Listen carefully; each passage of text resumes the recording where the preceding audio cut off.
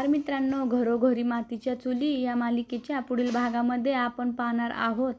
सर्वजण एकत्र जेवणासाठी बसलेले असतात तेव्हा सारंग हा ऋषिकेशला बोलतो, दादा तू पण लग्नाची तयारीला लाग, कारण आपल्या आईची परत पूर्ण इच्छा करायची आहे. तेव्हा ऋषिकेश बोलतो, मुलगी काय अशी मिळते का?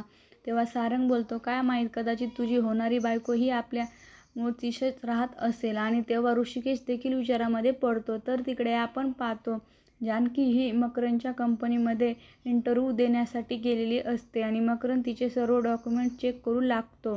त्यानंतर आपण पाहतो मकरंदच्या कंपनीमध्ये जानकीला नोकरी लागते. मकरंद हा जानकीच्या हातामध्ये अपॉइंटमेंट लेटर देतो आणि बोलतो, Janaki welcome to MK family. आणि तेव्हा जानकी ही अतिशय आनंदित होते व त्याला शेक हँड करते आणि बोलते, आता हे ऑफर लेटर मी सर्वात अगोदर देवाच्या समोर ठेवणार आहे.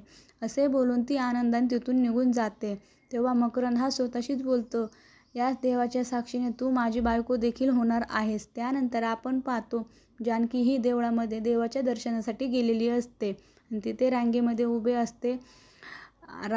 असते आणि त्याच वेळेस त्या ठिकाणी ऋषिकेश आणि सारंग येतात आणि दोघेही दर्शन घेण्यासाठी पुढे जातात. तेव्हा जानकी ही ऋषिकेशला अडवते आणि बोलते, तुम्हाला दिसत नाही का, रांगेमध्ये उभे राहून दर्शन घ्यायचे आहे, तुम्हाला नियम समजत नाहीत का? तेव्हा ऋषिकेश हा तिला उत्तर देतो, ऋषिकेश रणदिवे यांना नियम पाळत नसतो तर नियम बनवत असतो.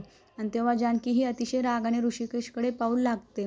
आता पुढे येणाऱ्या भागामध्ये ऋषिकेश आणि जानकी यांच्यातली देशा कशा प्रकारे प्रेमामध्ये रूपांतर होणार हे पाहणे अतिशय रंजक ठरणार आहे. घरोघरी मातीच्या चुली या मालिकेचे सर्व अपडेट पाहण्यासाठी आमचे चॅनल लाईक करा, शेअर करा आणि सबस्क्राईब करायला विसरू नका. धन्यवाद.